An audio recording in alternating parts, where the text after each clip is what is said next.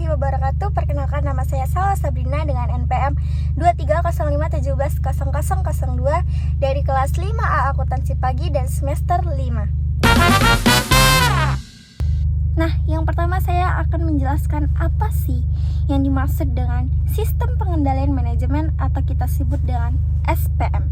Secara sederhana, SPM adalah kerangka kerja, proses, dan alat yang digunakan oleh manajemen untuk memastikan bahwa strategi organisasi dilaksanakan secara efektif dan efisien. Yang kedua, mengapa akuntansi harus belajar sistem pengendalian manajemen? Secara sederhananya, akuntansi adalah bahasa bisnis dan SPM adalah cara bahasa itu digunakan untuk mengelola bisnis dan mengarahkan bisnis. Nah, ada 3 alasan utama. Yang pertama, akuntansi menyediakan informasi. Yang kedua, peran akuntansi yang lebih luas. Dan yang ketiga adalah memahami kinerja dan insentif. Singkatnya, tanpa SPM, seorang akuntan hanya menjadi pencatat sejarah.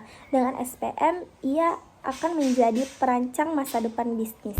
Nah, kita masuk ke bagian 3, jelaskan tujuan sistem pengendalian manajemen. Dan yang pertama ada pelaksanaan strategi. Tujuan nomor 1 adalah memastikan keselarasan tujuan.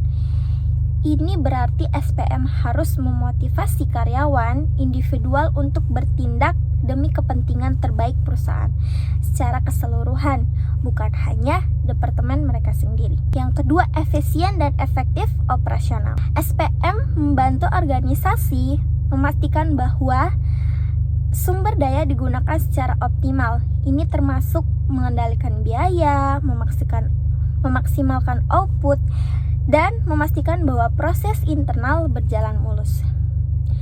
Ada yang ketiga, yaitu perlindungan aset. Ini melibatkan kontrol internal yang dirancang untuk mencegah penipuan, kesalahan, atau penyalahgunaan aset fisik, keuangan, dan informasi perusahaan.